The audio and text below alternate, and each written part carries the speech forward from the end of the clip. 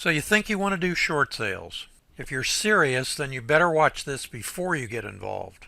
A few years ago, I was approached by an investor who was averaging 110 to 130 closed deals a year. He asked me if I'd look at his business model and suggest changes to improve his net profit.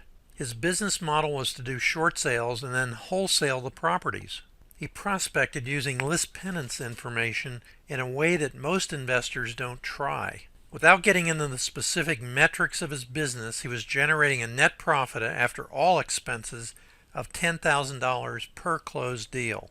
His costs included his G&A, office, payroll, cost of money, and advertising expenses. He had a staff of 4 in-house employees who did the actual processing of the pre-foreclosure leads, interactions with the homeowners, short sale negotiations, and the closings. The result was a net profit per month in the range of $90,000 to $120,000. His standard operating procedure, or SOP, was to purchase the completed short sales and season them for a couple of weeks before wholesaling them to other investors. Doing what I suggested, within a year he was consistently netting over $200,000 a month on the same number of closed deals with the same staff and overhead. The following examples of short sales show what potential there is in having the right things in place. One critical element is to have a negotiator who knows how to get a final price approval from the lender that makes it a profitable deal. Typically, a homeowner will sign any contract price, but the lender has the final say on how much of a discount of the funds owed that he will accept. Just because the homeowner will sign a contract for $100,000 doesn't mean the lender will allow a short payoff to this amount. There are 2 types of negotiators who are paid if the short sale is closed and the property sold. The first is focused on getting the lender to approve a sale price so the property can be listed on the MLS and a realtor will get a commission when it is sold. This negotiator is of little use to an investor. The second type is paid only when the lender's approved price is what will allow an investor to make a profit on its immediate sale. These negotiators are worth their weight in gold and are sometimes additionally compensated from the profit in the deal. All of the following examples you'll be seeing were done by this second type of negotiator. Just for your information, a couple of these examples were closed at 2 different closing agents or attorneys. No rehab was done on any of the short sales. For realtors, it's easy to make a full or partial commission, but look at what the investor's net profits are in the same transactions. In one example, I show a hybrid transaction where the listing agent was also the investor buyer and received a dual income in this wholesale transaction. One final note. All of these wholesale closings were done with minimal or no money from the investor, and I personally did the transactional funding for these same-day double closings. Also, none of the examples you'll be seeing were done for or by the student I mentioned previously. Stay until the end to see an insight into what this all means. Also, check out the following course that will change your life forever if you're a realtor who wishes to be an investor. www.davedinkel.com/hybridism. What you're going to see in all of these transactions, to make them simple, is I've cut off the top third of the front page of the A to B and B to C transactions. These are real transactions. These are the real HUDs and ALTA statements. First example, A to B HUD, purchase price $85,000, earnest money deposit 0, proceeds to the seller 0, indication of the short sale. B to C HUD, sale price $135,000, $3,000 earnest money deposit. Net profit $37,207.40. Number 2, purchase price $105,000, 0 earnest money deposit. Proceeds to the seller 0, indication of the short sale. The B2C closing statement, sale price $145,000, earnest money deposit $5,000. Net profit $27,503.67. Example 3, purchase price $30,000, 0 earnest money deposit. Proceeds to the seller 0. Sale price $102,000, $5,000 earnest money deposit. Net profit $75,285.55. Example number 4, purchase price $210,000, 0 earnest money deposit. Proceeds to the seller 0. In addition, this was a hybrid transaction where the realtor made $12,600 as a commission plus his net profit on this wholesale same day double closing.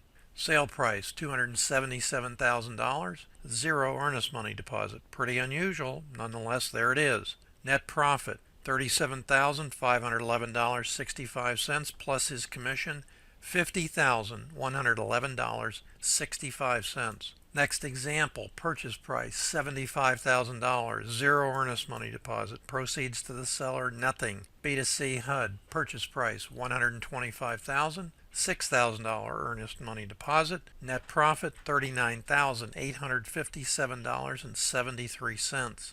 Next example, purchase price $99,750, zero earnest money deposit. Proceeds to the seller, zero. B2C HUD $150,000, earnest money deposit $15,000, net profit $38,376.41. Next example, purchase price $102,000, zero earnest money deposit. Proceeds to the seller, zero. Short sale indication $167,300. $5,000 earnest money deposit. Net profit $55,829.95. Next example, purchase price $80,750, zero earnest money deposit. Proceeds to the seller, zero. Indication short sale. B2C HUD. Sale price $120,000, $5,000 earnest money deposit. Net profit $33,288.49. Next example, purchase price $95,000, zero earnest money deposit. Now, if you haven't got it yet, the zero earnest money deposit is zero earnest money deposit because of the way we handle our short sales and regular transaction. I go into this in other details in many of the other videos I have and explain it in great depth so you can do it yourself if you understand how to do it.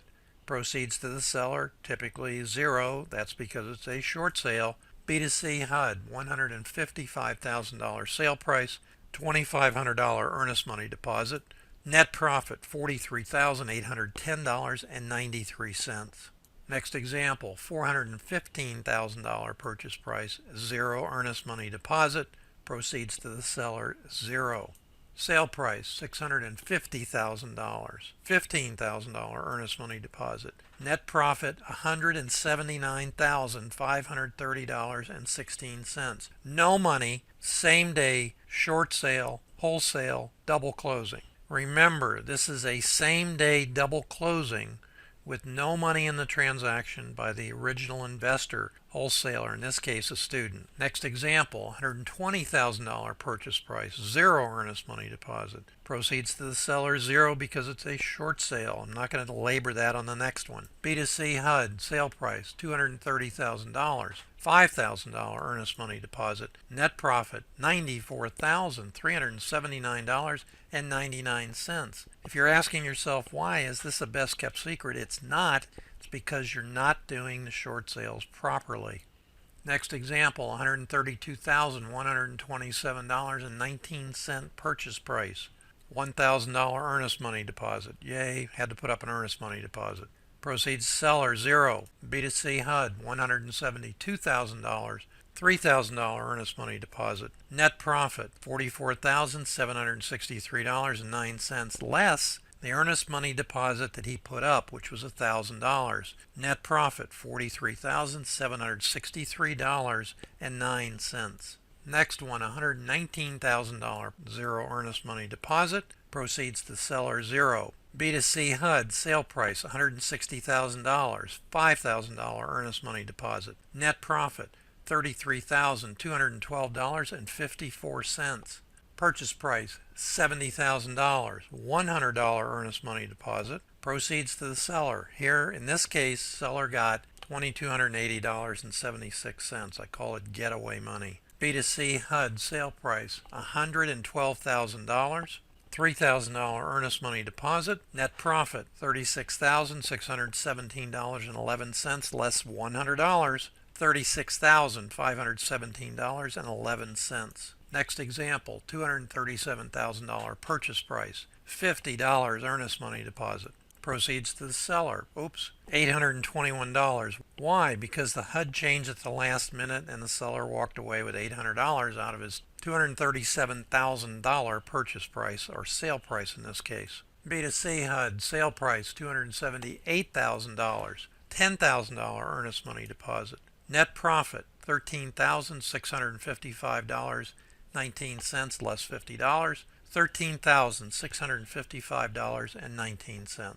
So what does this all mean? The total income shown on the 15 short sale closings you just saw was $769,117.12. Average profit was $51,274.49. All the HUDs and ALTA statements are the actual ones involved in each transaction. The deals were chosen by starting from the last short sale I funded for students and investors and then going backwards until I found 15 closed same day double closings, no money transactions. Why not more examples?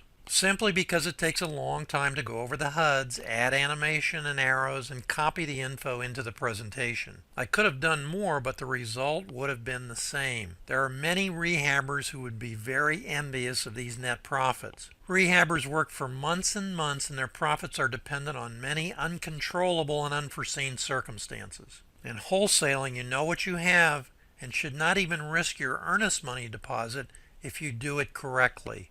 As a note of caution, most short sales are not negotiated at a favorable price for an investor. If you intend to try this type of wholesale transaction, specifically short sales, find a great negotiator and put plenty of prospective deals into your pipeline. As a warning, if a negotiator says he or she completes 95% or higher of their short sales, find another one who works for investors. I wish you limitless success in all that you do.